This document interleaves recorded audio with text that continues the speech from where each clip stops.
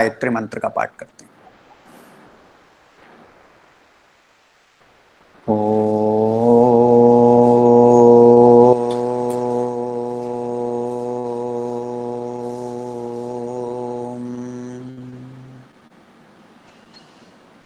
भूः भुवः स्वाहा तत्सवितुर्वरेण्यं भर्गो देवस्य धीमहि धियो यो नः प्रचोदयात्।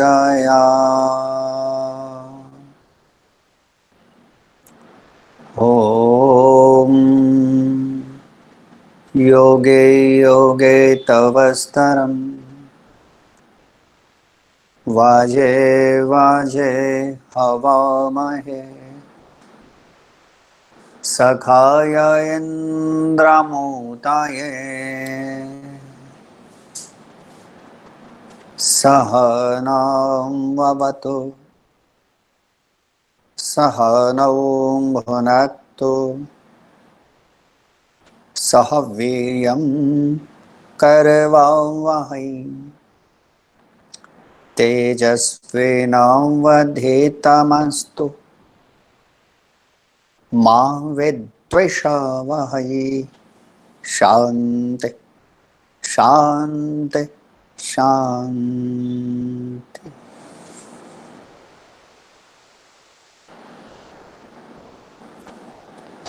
उपस्थित वंदनीय मातृशक्ति, इस कार्यक्रम के कुशल संचालक माननीय श्री नरेश खन्ना जी, समस्त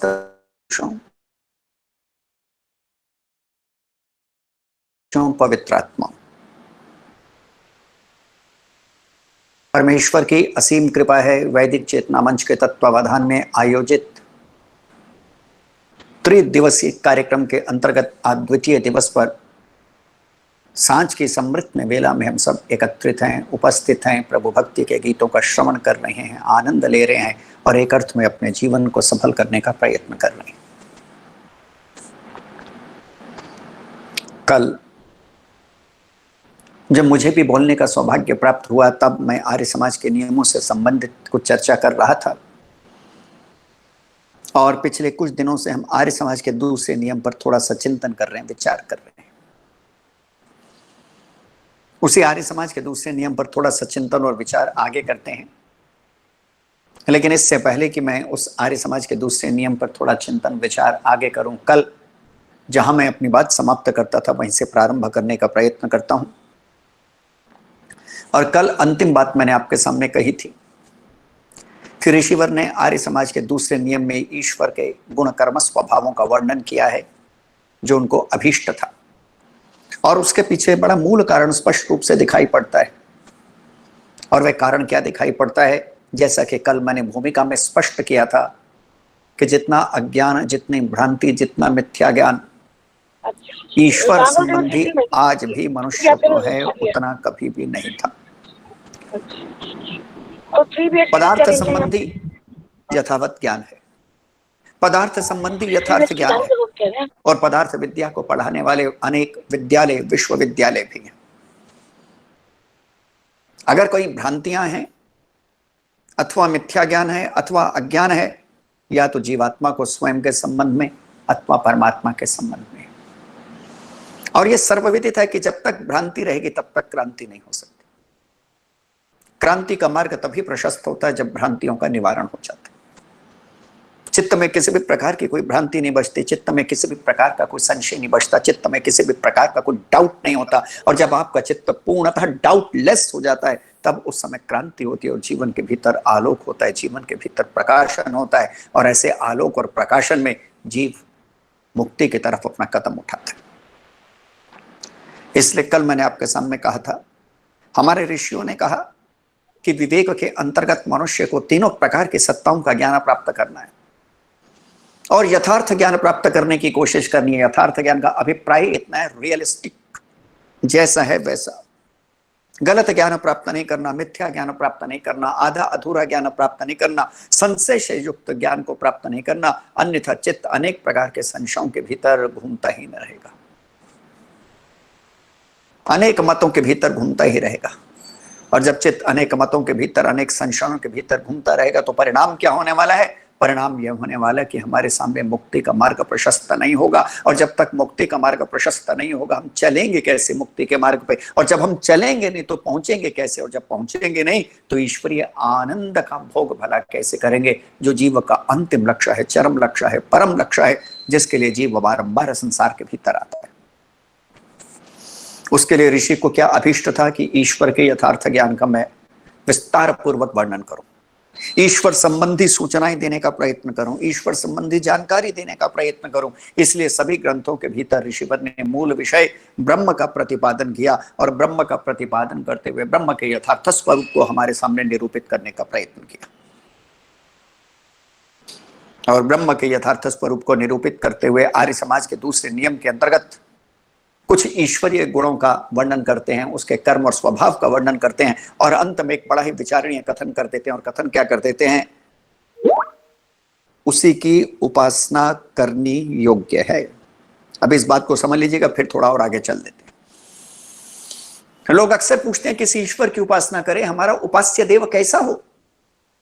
तो ऋषि ने इस भ्रांति का भी निराकरण कर दिया और स्पष्ट रूप से कह दिया, ऐसा ईश्वर, कैसा ईश्वर? उपरोक्त गुण कर्म स्वभाव से युक्त जो ईश्वर है, उसी की उपासना करने योग्य है। उसी की उपासना से जीव मुक्ति को प्राप्त कर सकता है, मोक्ष को प्राप्त कर सकता है। और अपने ग्रंथों के भीतर जब ऋषिवर को ब्रह्म संबंधी भाष्य करने का सौभाग्य प्राप्त हुआ, तब ऋषिवर ने जगह जगह इस बात का उल्लेख किया। और उल्लेख क्या किया?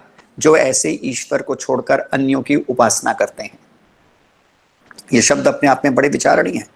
जो ऐसे ईश्वर को छोड़ अन्यों की उपासना करते हैं, वे जन्म जन्मांतर दुखों के गहरे सागर में डूबे ही रहते हैं। क्योंकि फिर पुनः मैं कहूं, जो बात मैंने आपके सामने कही थी, भ्रांति का मूल आधार ही ईश्वर का स्वरूप है। जिस दिन ईश्वर का स्वरूप जीव के सामने यथार्थ रूप में प्रकट हो गया, समझ में आ गया, फिर कोई कारण नहीं कि जीव ईश्वर को प्राप्त करने के लिए तत्परता से उसकी ओर ना दौड़े। अनेक प्रकार की भ्रांतियों में, संशयों में उलझा हुआ चित्त कभी भी मुक्ति के मार्ग पर चल नहीं सकता। इसलिए बहुत अनिवार्य है, अनिवार्य था। इसलिए ऋषि ने सबसे उत्तम काम किया, इस दूसरे नियम के भीतर ईश्वर के स्वरूप को प्रकट कर दिया। यद्यपि प्रथम नियम के भीतर कहा, सब सत्य विद्या और जो पदार्थ विद्या से जाने जाते हैं उन सबका आदि मूल परमेश्वर है। आदि मूल कहकर सब सत्य विद्याओं का प्रतिपादक परमेश्वर को स्वीकार किया। और उसके बाद जो आदि मूल सब विद्याओं का प्रतिपादक है, उसका गुण कर्म स्वभाव कैसा है? क्या जन्म लेता है? क्या रूप को धारण करता है? क्या अवतार लेता है? क्या न्याय नियमों का उल्लंघन करता है? क्या मात्र सत्य और चित्त है? ये प्रश्न मानव मन के भीतर बारंबार उठते रहते हैं। और ये बड़े अलौकिक प्रश्न है, बड़े दिव्य प्रश्न है, बड़े महत्वपूर्ण प्रश्न है। और मैं तो कहता हूँ, धन्य हो जिनके मन के भीतर ये प्रश्न उठते हैं। क्योंकि जब ऐसी जिज्ञासाएं मन के भीतर उठेंगी, तब मनुष्य आध्यात्मिक पथ का पथिक बनता हुआ इन जिज्ञासाओं का समाधान करने का भी प्रयत्न करेगा। और जब आध्यात्मिक पथ का पथिक बनता हुआ इन जिज्ञासाओं के समाधान करने का प्रयत्न जीव करेगा, तो आज नहीं तो कल, कल नहीं तो परसों, ईश्वरीय कृपा और स्वपुरुषार्थ से उसे जीवन का आनंद का द्वार उपलब्ध हो ही जाएगा। और जीवन में आनंद का द्वार उपलब्ध हो, उसमें से सबसे महत्वपूर्ण क्या हो सकता है? यही हो सकता है कि ईश्वर जैसा है उसको जान ले। क्योंकि ईश्वर आनंद स्वरूप है। उसको उपलब्ध होकर, उसको प्राप्त कर, उसको जानकर ही जीव आनंद को प्राप्त कर सकता है, जो जीव की मांग है। अब ऐसा आनंद स्वरूप ईश्वर अनंत गुण कर्म स्वभाव का स्वामी है। और उसमें से कुछ का वर्णन इस नियम के अंतर्गत किया गया है। और मैं कुछ बातों को आपके सामने स्पष्ट कर चुका हूं। जैसे ईश्वर सच्चिदानंद स्वरूप, वह सत्य भी है, चित्त भी है, आनंद स्वरूप भी है। दूसरी बात, निराकार, उसका कोई आकार नहीं। तीसरी बात, सर्वशक्तिमान। चौथी बात, उसके भीतर किसी भी प्रकार की कमी नहीं, हमारे कर्मों का सबसे सुंदर साक्षी और न्यायाधीश है। और पांचवी बात, जिस पर कल मैं अपनी बात कह रहा था, कैसा है वह? दयालु। और अंतिम बात मैं कह रहा था, उसकी दया का अनुभव करने के लिए मात्र तर्क की आंख से मत देखिए, उसकी दया का अनुभव करने के लिए जीव के पास श्रद्धा रूपी हृदय और श्रद्धा की आंख होनी चाहिए। इस बात को अच्छी तरह समझिएगा। जितनी श्रद्धा की दृष्टि विकसित होती जाएगी जीवन में, उतना ही आप परमेश्वर के अनुदानों से परिचित होते जाएंगे। जितना ईश्वरीय अनुदानों से परिचित होते जाएंगे, उतना ही ईश्वर के प्रति श्रद्धा का जागरण होता जाएगा। लोग प्रश्न करते हैं, सहज प्रश्न है, स्वाभाविक प्रश्न है, अच्छा भी लगता है। लोग प्रश्न करते हैं कि उस ईश्वर के प्रति श्रद्धा का जागरण कैसे हो, क्योंकि बिना श्रद्धा के तो कार्य हो नहीं सकता, बिना श्रद्धा के तो भक्त एक कदम भी उठा नहीं सकता। तो फिर उस ईश्वर के प्रति कैसे श्रद्धा का जागरण हो, तो उसका उपाय हमारे ऋषियों ने बतलाया कि उस ईश्वर के प्रति श्रद्धा के जागरण के लिए अनिवार्य है कि हम खुली आंखों से, श्रद्धा की ही आंखों से उस परमेश्वर के अनुदानों को, उसकी दयालुता को, उसकी कृपा को देखें। छोटा था, एक बज़्म सुनी थी उर्दू की। सुनी क्या थी? मेरे पिताजी अपने आप में बहुत अच्छे लेखक थे, गीत भी लिखते थे, कविताओं की रचना भी करते थे, और मुझे निर्मित करने में तो उनका बहुत बड़ा योगदान रहा। तो उन्होंने एक आस्तिक और नास्तिक की वार्ता, और वार्ता को चित्रित करते हुए लिखा कि जो आस्तिक है वो कैसा होता है, ईश्वर के अनुदानों को देखता है, सिर झुका देता है, और जो नास्तिक होता है उसके पास श्रद्धा की आंख ही नहीं होती, ईश्वर की कृपा का, ईश्वर की दयालुता का वो कहीं पे भी अनुभव नहीं कर पाता। तो थोड़ा काव्य का भी आनंद लीजिएगा। अभी बड़ी सुंदर गीतों की प्रस्तुति, चाहे शशि प्रभा जी की थी, अथवा डॉक्टर विवेक जी की, अथवा सुरेखा जी की, अथवा नरेश जी की, मुझसे पूर्व भी, इनसे पूर्व भी जिन्होंने गाया, जिनकी भी प्रस्तुति थी अपने आप में मनोहारी प्रस्तुति थी। कारण क्या था? सभी श्रद्धा युक्त हृदय से बैठे थे। इसलिए मैं आपके सामने कह रहा हूँ ना, श्रद्धा बेजोड़ है, श्रद्धा अद्वितीय है। जिसके भीतर जितनी श्रद्धा, वो उतना ही परमेश्वर को प्राप्त करने के योग्य हो जाता है, शीघ्रता से योग्य हो जाता है। एक बात समझ लीजिएगा, फिर वह कवित कहता हूं, तर्क से वस्तु का सत्य स्वरूप जाना जाता है, अनिवार्य है, लेकिन श्रद्धा से उस सत्य स्वरूप के भीतर प्रवेश किया जाता है, अपरिहार्य है। तर्क कम भी होगा तो जीवन चल जाएगा, लेकिन श्रद्धा कम होगी प्रियात्मन, तो जीवन नहीं चलने वाला। इस बात को समझ लीजिएगा। इसलिए वेद के भीतर एक पूरा का पूरा श्रद्धा सूक्त है। मेरा वो विषय नहीं, अन्यथा उस विषय की ओर भी मैं कुछ कहने का प्रयत्न करता। तो मैं इतना ही निवेदन कर रहा हूं कि भक्त श्रद्धा की आंख से जगत को देखता है, साधक श्रद्धा की आंख से जगत को देखता है, और जब श्रद्धा की आंख से जगत को देखता है तो ईश्वर के अनुदानों को, उसकी कृपाओं को देखता है, श्रद्धा पैदा होती है, उसकी दयालुता को देखता है, उसकी कृपा को देखता है, तो उस ईश्वर के प्रति कृतज्ञता के भाव पैदा होते हैं। और वो क्या लिखता है? एक शिकायत करता है नास्तिक।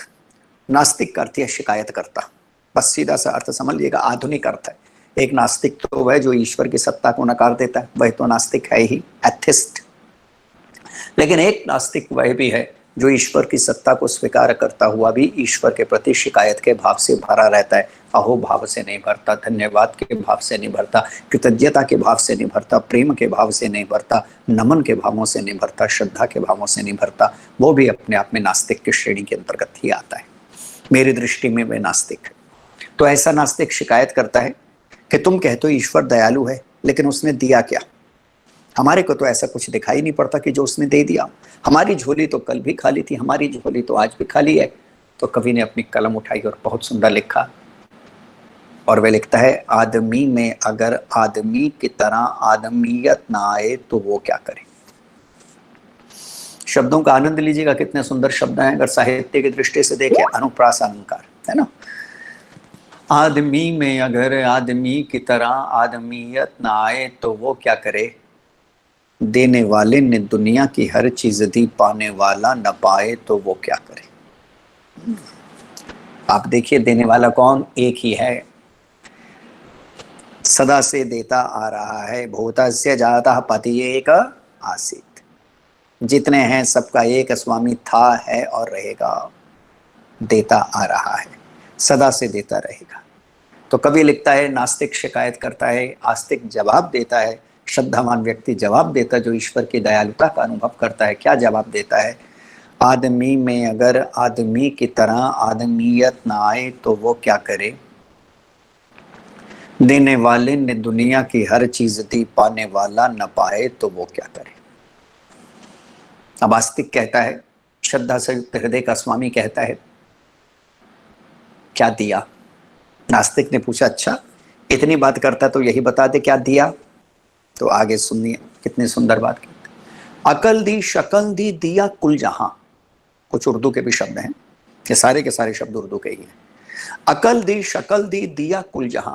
जिस अकल पे इतना घमंड करते हो, मुझ जैसा कोई नहीं। जिस रूप पे इतना घमंड करते हो, मेरे जैसा रूप किसी का नहीं। कुल जहां, मेरे जैसा कुल किसी का नहीं। जिस बात पे इतना घमंड करते हो, जरा विचार करके देखो। अकल दी शकल दी दिया कुल जहां, मुंह दिया मुंह में दी उसने मीठी जबां। हर तरीका सलीका, सलीका शिष्टाचार, हर तरीका सलीका दिया, आदमी की समझ में ना आए तो वो क्या करे। देने वाले ने दुनिया की हर चीज दी, पाने वाला न पाए तो वो क्या करे। और आगे, तुझको जीवन मिला सबका उपकार कर। बहुत लंबी कविता है, मैं उसको शॉर्टकट में आपके सामने कह रहा हूं। तुझको जीवन मिला सबका उपकार कर, ये अनमोल हीरा न बर्बाद कर।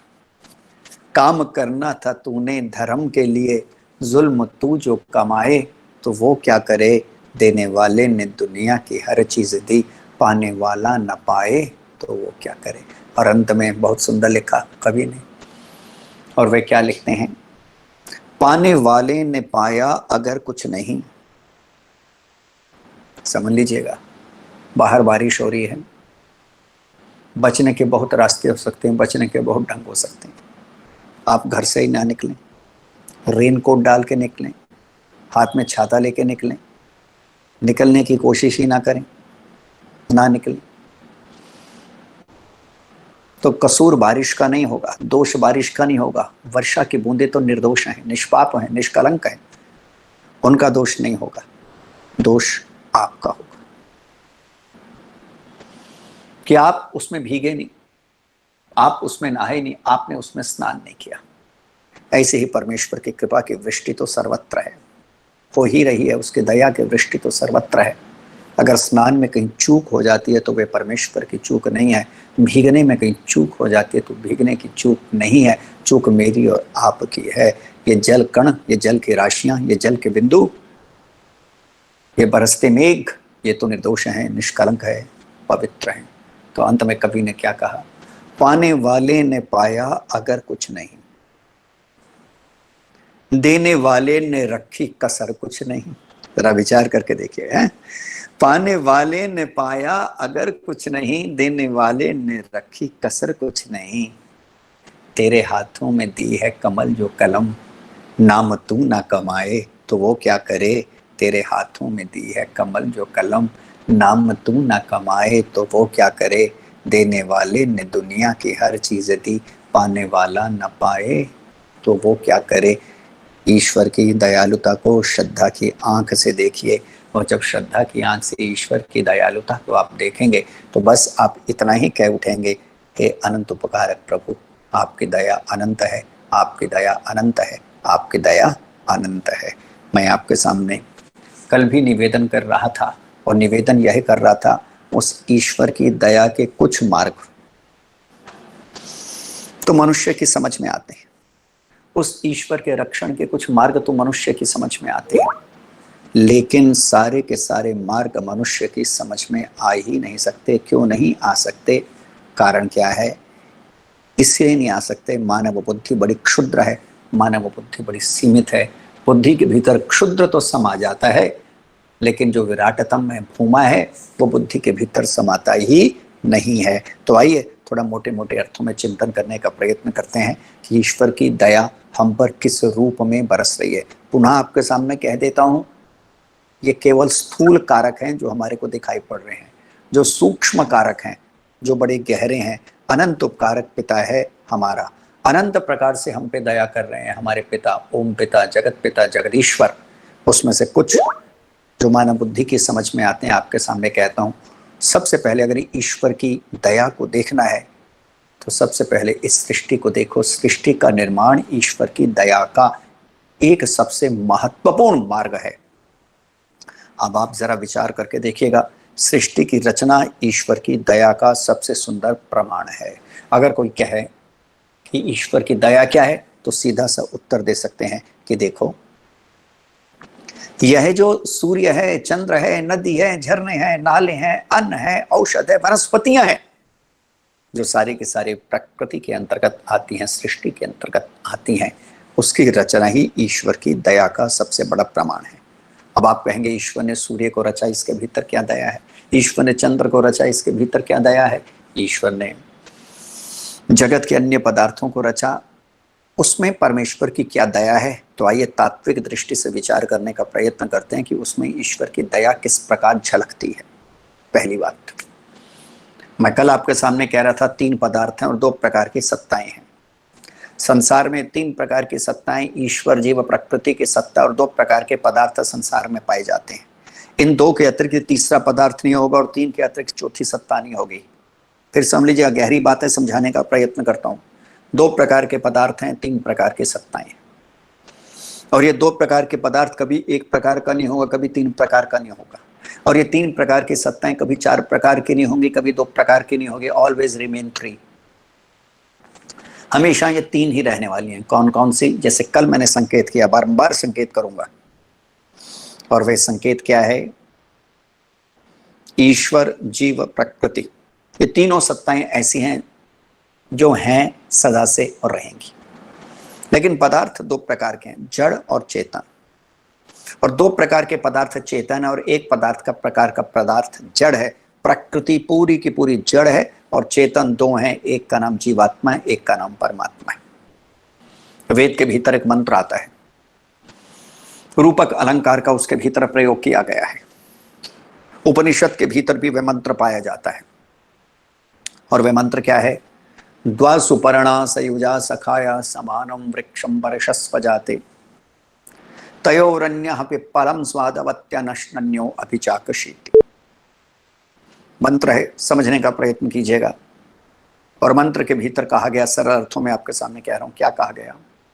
एक वृक्ष है, और वृक्ष पे 2 पक्षी बैठे हैं, और उन दोनों पक्षियों के भीतर कुछ समानता भी और कुछ भिन्नता भी है। समानता क्या है? समानता है कि दोनों के दोनों चेतन हैं, दोनों के दोनों मित्र हैं, संयुज हैं। और दोनों के भीतर भिन्नता क्या है? एक ऐसा है जो उस वृक्ष के खट्टे मीठे फलों को खा रहा है, और एक ऐसा है जो किसी भी प्रकार के फल को नहीं खा रहा। साक्षी अधिष्ठाता, साक्षी और अधिष्ठाता अर्थात स्वामी बन के मात्र देख रहा है। क्या अभिप्राय है इसका? क्या अर्थ है इसका? अब समझेगा वो वृक्ष कौन सा है, बैठे हुए पक्षी कौन से हैं, और उनके भीतर संबंध क्या है।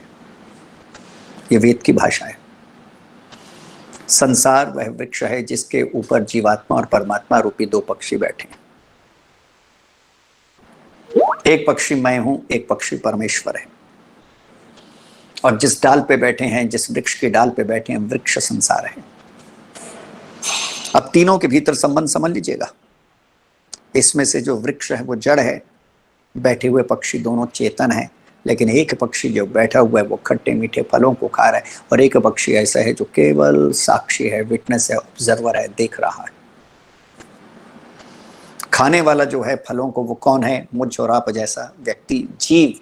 और देखने वाला और अधिष्ठाता और न्याय करने वाला कौन है? परमेश्वर। अब समझिएगा, जो बात मैंने आपके सामने कही है उसके पीछे कारण क्या है। कारण समझने जैसा यह है, जो जड़ जीव है वो किसी भी प्रकार के प्राकृतिक पदार्थों का उपयोग नहीं कर सकता। वो भोग्य है, भोक्ता नहीं है। इस अंतर को भी समझ लीजिएगा। वो क्या है? वो भोग्य है, भोक्ता नहीं है। भोग्य का अर्थ है जिस वस्तु का कंजम्पशन किया जाता है, और एक कंज्यूमर होता है। आप और मैं क्या है? सारे कंज्यूमर है। हम समाज बाजार जाते हैं, बाजार से कोई वस्तु खरीद के लाते हैं, ठीक है ना। हल्दीराम की दुकान पे गए, मिठाई खरीद के आगे, वेस्ट साइड पे गए, कपड़े खरीद के आगे, जो भी हमारे काम की वस्तु हम लेके आते हैं, जो भी हमारे भोग की वस्तु है, जो भोग करता है उसको भोक्ता के नाम से पुकारा जाता है, और जिस वस्तु को भोगा जाता है उसे भोग्या के नाम से पुकारा जाता है। तो ये संसार भोग्या है, जीवात्मा भोगता है। ये संसार किसी भी प्रकार के पदार्थ को भोग नहीं सकता। इसे और आसानी से थोड़ा समझने की कोशिश कीजिएगा। आपने कभी देखा लड्डू लड्डू को खा रहा हो? चलिए लड्डू की बात छोड़ दीजिए। आपने कभी देखा हो बर्फी बर्फी को खा रही हो? आपने देखा हो समोसा समोसे को खा रहा है? आपने देखा है कि डिनर सारी चीजों का आपने किसी के लिए आयोजित किया, जितनी भी चीजें थी, राजमा चावल थे, छोले थे, पूरी थी, कचौड़ी थी, जितने सब एक दूसरे को खाए जा रहे? नहीं, क्योंकि ये जड़ पदार्थ हैं, इन ये सत्ता युक्त तो हैं लेकिन ज्ञान शून्य है। इनका भोग किया जाता है, इनको भोग्या के नाम से पुकारा जाता है। भोग कौन करता है? जीवात्मा। अब ईश्वर की दया समझिएगा, जिसके लिए मैंने सारी की सारी बात कही। ईश्वर किसी भी प्रकार का भोग मुझ और आप की तरह नहीं करता। भोक्ता जीवात्मा है, परमेश्वर भोक्ता नहीं है। ईश्वर किसी भी प्रकार के पदार्थ का भोग मेरी और आपकी तरह नहीं करता। और बड़े मजे की बात है, प्रकृति कर नहीं सकती तो सारे के सारे पदार्थ किसके लिए हुए? सारा का सारा किसके लिए हुआ? मेरे और आपके लिए हुआ। क्या इससे बढ़ के ईश्वर की दयालुता हो सकती है कि खुद खाता नहीं और सारे के सारे संसार को खिलाता है? कोई दयालुता हो सकती है? लेकिन इस बात को समझने के लिए श्रद्धा की आंख चाहिए। सुनी है मैंने, एक छोटी सी घटना मुझे याद पड़ती है। हुआ कुछ ऐसा कि एक नगर के पास एक गांव था, और गांव के भीतर एक ऋषि का, साधु सन्यासी का आश्रम था। और वह ऋषि सच्चे अर्थों में ऋषि था, वह साधु सच्चे अर्थों में सन्यासी था। जैसे सन्यासी को होना चाहिए वो बिल्कुल वैसा था। तो जिस नगर के भीतर, गांव के भीतर वो रहा करता था, गांव में कुटिया बना के, उस नगर के राजा को सूचना मिली। और सूचना क्या मिली? कि मेरे नगर के भीतर एक बहुत बड़ा साधु रहता है, एक सिद्ध पुरुष रहता है, एक आप्त पुरुष रहता है, जिसके दर्शन के लिए लोग इतस्ततः यानी सभी जगह से आते हैं। ऐसा दुर्भाग्यशाली कि मेरे ही घर के भीतर गंगा बह रही है और मैं कभी स्नान करने को ना गया। अर्थात मेरे ही घर के भीतर वे साधु रह रहे, सन्यासी रह रहे, मेरे ही गांव के भीतर रह रहे, और कभी भी मैंने उसके दर्शन ना किए। और ऐसा विचार करते हुए सन्यासी के दर्शन करने के लिए, साधु के दर्शन करने के लिए, साधु से मिलने के लिए यह राजा चल पड़ा। राजा धार्मिक था, राजा आस्तिक था। और जब वो पहुंचा, सांझ हो रही थी, सूर्य उतर रहा था, चंद्र का आगमन था, सूर्य अपने घर जा रहा था और चंद्र अपने घर से आ रहा था। और यह साधु ध्यान अवस्थित मुद्रा में बैठा था। राजा पहुंच गया, राजा बैठ गया शांति से, क्योंकि साधु ध्यान कर रहा था। राजा ने डिस्टर्ब नहीं किया, भंग नहीं किया ध्यान को। साधु ध्यान अवस्थित था, और जैसे ही साधु का ध्यान भंग हुआ, उसने देखा राजसी वस्त्रों के भीतर कोई विशालकाय व्यक्ति, समृद्ध व्यक्ति, अभिजात्य व्यक्ति मेरे सामने बैठा है। पूछा कौन? उत्तर दिया मैं इस नगर का राजा हूं। साधु ने पूछा राजन मैं आपकी क्या सेवा कर सकता हूं? और जैसा कि मैंने पहले आपके सामने कहा, राजा बड़ा ही आस्तिक था, धार्मिक था। उसने कहा कि प्रवर साधु महाराज, सेवा का तो प्रश्न ही नहीं, आप मेरे नगर के भीतर हैं, उसी से मेरा नगर सुशोभित हो जाता है, गरिमा युक्त हो जाता है। मैं तो मात्र आपके दर्शन करने के लिए आया था, कि लेकिन मैं देख रहा हूं कि आपके पास जो कुटिया है वो भी जीर्ण शीर्ण हो चुकी है, पुरानी हो चुकी है, छप्पर भी फट चुके हैं, स्थान भी रहने का कम है, अभाव लगता है आपको। और मैं आपसे विनती करता हूँ, अनुरोध करता हूँ कि आप इस कुटिया को छोड़कर आप जैसी विभूति मेरे नगर के भीतर रहे, मेरे राजमहल में रहे, और जो भी सुविधा संपन्न हो सकता है, जितना भी सुंदर हो सकता है, मैं आपके लिए रहने का प्रबंध करूंगा। आप चलिए, रहिए।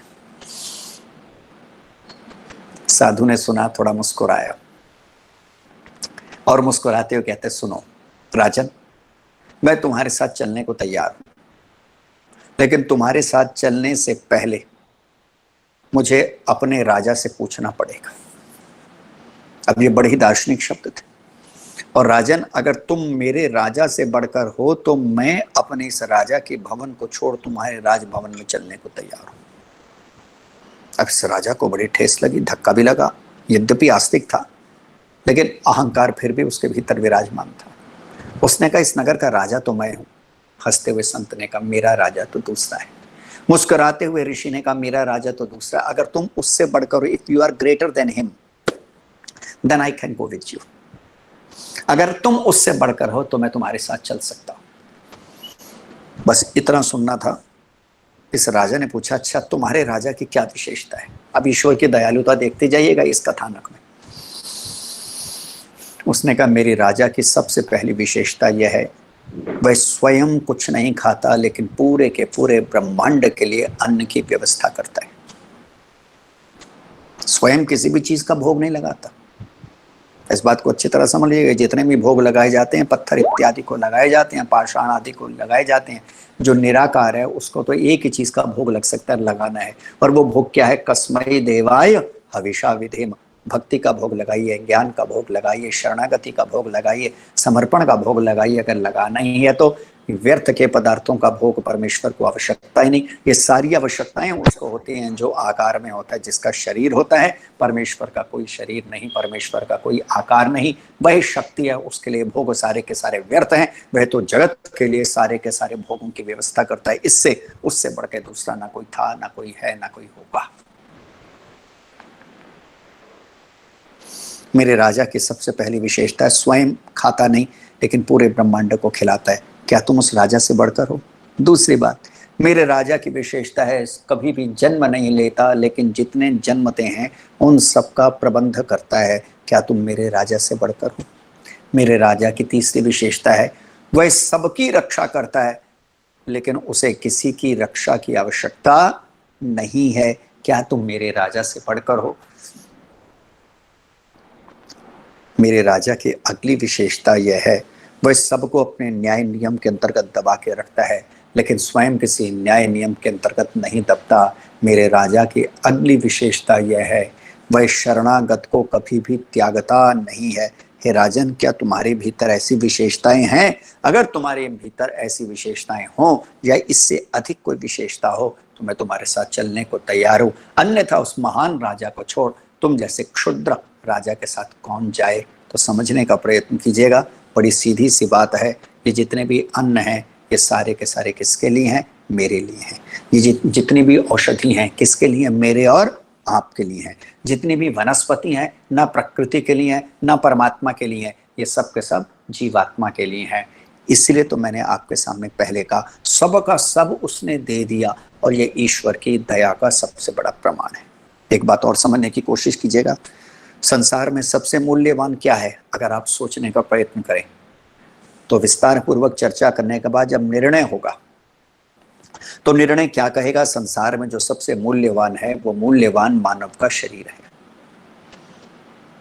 क्यों जी? सबसे मूल्यवान क्या है संसार में? मानव का शरीर है। इस बात को अच्छी तरह समझ लीजिएगा। इससे मूल्यवान पदार्थ संसार में दूसरा ना कोई था, ना कोई है और ना कोई होगा। और अब ईश्वर की दयालुता देखिए, वह मानव शरीर भी उसने आपको प्रदान किया है। यद्यपि मानव शरीर को प्राप्त करने में जीवात्मा के अपने उत्तम कर्मों का सहयोग है। बिना उत्तम कर्मों के जीवात्मा को मानव का तन प्राप्त नहीं होता, इस बात को समझ लीजिएगा। लेकिन परमेश्वर की कृपा तो देखिएगा, मैंने उत्तम कर्म किए, उसने न्याय किया।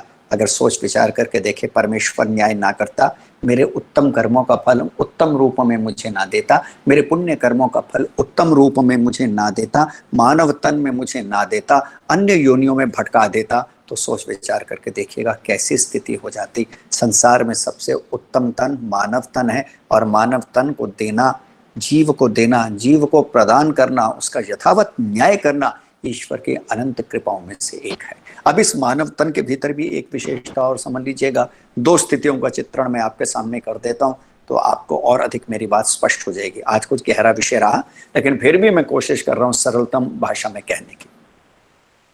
पहली स्थिति है मानव तन है, रोग ही रोग है। पहली स्थिति है मानव तन है लेकिन दुख ही दुख है। पहली स्थिति है मानव तन है लेकिन शरीर के भीतर किसी भी प्रकार का ओज नहीं है, शरीर के भीतर किसी भी प्रकार का बल नहीं है, पराश्रित है, इंडिपेंडेंट है। पहली स्थिति है। दूसरी स्थिति है शरीर है निरोगी, आनंदित, प्रसन्न, इंडिपेंडेंट, किसी पर आश्रित नहीं। निश्चित रूप से आप सभी के सभी स्वीकार करेंगे जो दूसरी स्थिति है। कौन सी स्थिति? निरोगता की स्थिति। वो अपने आप में आनंददायी स्थिति है। पहली जो स्थिति है, कौन सी स्थिति? जिसके भीतर शरीर भी रोगी है, मन भी रोगी है, बुद्धि भी रोगी है, सारा का सारा दुख ही दुख बना हुआ है, दुख का अंबार मानव लगा हुआ है, वह स्थिति बड़ी दुखदायी है। सभी के सभी इस बात को स्वीकार करेंगे। निरोगी शरीर ईश्वर के अनंत कृपाओं में से एक कृपा है, समझिएगा। अब ये शरीर निरोगी रहता कैसे है? अनेक साधन उसमें से हो सकते हैं, लेकिन उसमें से तीन बड़े महत्वपूर्ण साधन है। सूर्य का प्रकाश, वायु, वृक्ष, वनस्पति और औषधियां।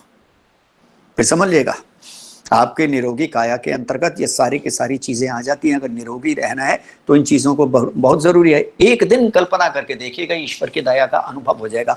एक दिन कल्पना करके देखिएगा, और वे कल्पना करके क्या? सूर्य का प्रकाश प्राप्त ना हो, सर्दी का दिन और सूर्य का प्रकाश प्राप्त ना हो। आपने देखा है ना, जब सर्दी का दिन होता, सूर्य का प्रकाश प्राप्त नहीं होता, रोज आप समाचारों के भीतर पढ़ते होंगे, ठिठुरने से, ठंड लगने से इतने व्यक्ति संसार से चले गए। और फिर ईश्वर की व्यवस्था देखिए, जो सूर्य को भी उसने बनाया पृथ्वी की उतनी ही दूरी पे बनाया, कितनी कि पृथ्वीवासी जले ना। क्या ये ईश्वर की दया नहीं है? और गर्मी के भीतर भी हम देखते हैं 1 डिग्री टेम्परेचर ऊपर होता है और मानव तन झुलसने लगता है। जरा विचार करके देखिए, सूर्य को बनाना परमेश्वर की अनंत कृपाओं में से एक है। हवा, उसे तो किसी भी हवा की जरूरत नहीं है।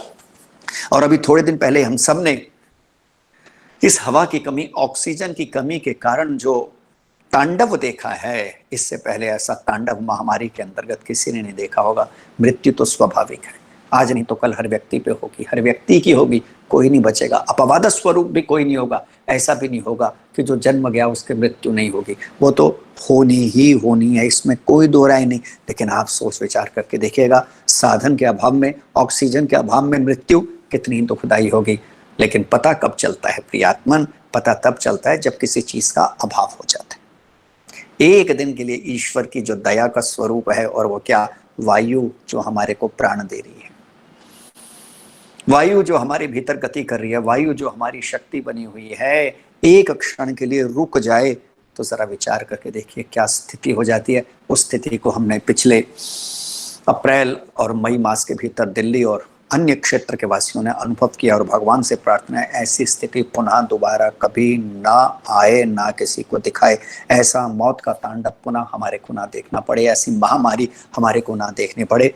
अब अगली बात का विचार कीजिएगा।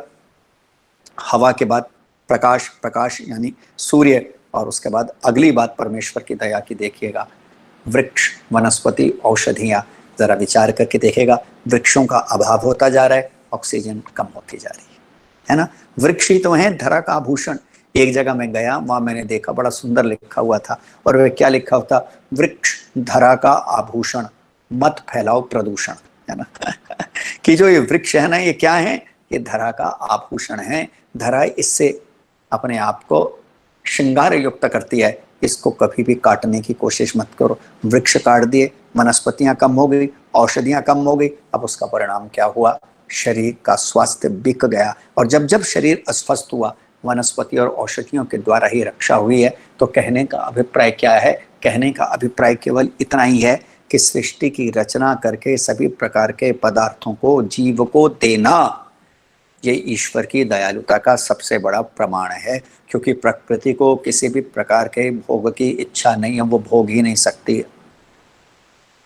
चाहती भी भोग नहीं सकती। परमेश्वर आप तकाम है, सभी प्रकार की इच्छाओं से, जीव की भांति सभी प्रकार की इच्छाओं से रहित है। तो सभी प्रकार के पदार्थों को जिसने बनाया, मेरे और आपके लिए बनाया, इससे बढ़ के परमेश्वर की दया नहीं हो सकती। दूसरी बात, ऋषिवर ने बड़ा सुंदर लिखा, उसे कहता हूँ। वैसे तो उसकी दया के अनेक मार्ग हैं, आज दूसरे मार्ग की चर्चा कर देता हूँ, कल पुनः फिर इस विषय पे आगे चर्चा करेंगे।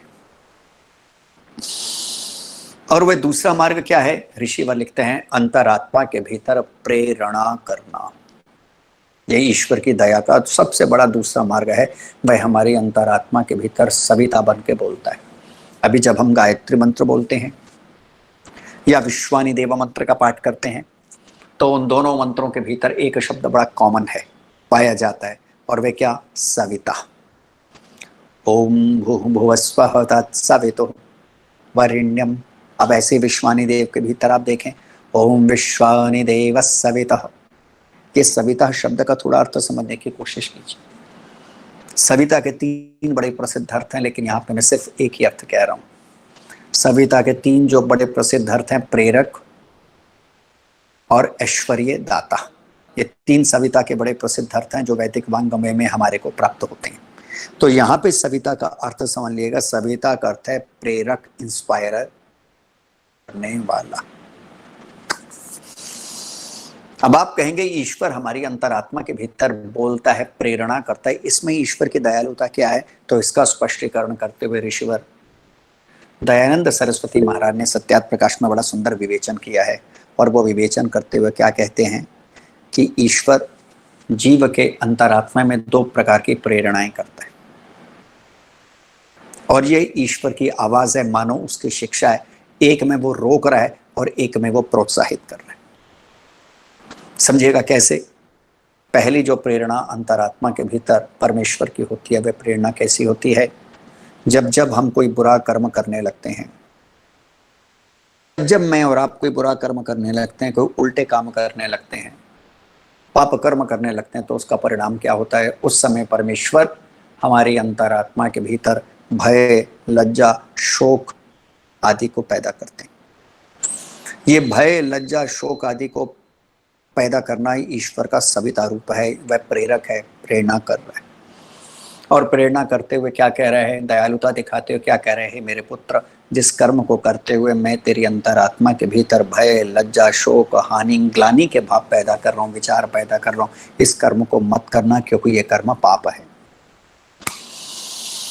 और इस कर्म को अगर तूने किया तो उस कर्म के फलस्वरूप प्राप्त करना पड़ेगा, इसके अतिरिक्त तुझे कुछ नहीं मिलेगा। ये ईश्वर की दयालुता का ढंग है कि वो हम सबको पाप से बचा रहे हैं।